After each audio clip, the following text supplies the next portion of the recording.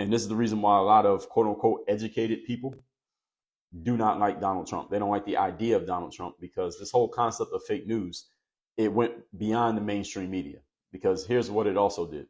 It took anything that was looked at as mainstream, like climbing the ladder, like these people up here at the top because they've climbed the ladder. And it basically said, we don't have to look up to these people anymore. We don't have to listen to these people anymore. These are not the most credible people. And the fact that they're up here actually proves that they're not credible at all. So he basically took what was generally looked at as a strength.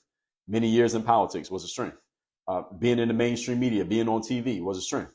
Being a journalist for the New York Times was a strength. Being a professor at a college was a strength. Being a certified physician who's been a doctor for 40 years was a strength. He took all of those strengths and he flipped them upside down and said, all the people up here are usually probably lying to you, so you don't have to listen to them anymore. He discredited everybody at the upper echelons of climbing ladders. That's what he did with that phrase. And it expanded out to everything else. So we saw this happen during the virus a few years ago. We see it happening in education. We saw it happen in science. We see it happening in politics.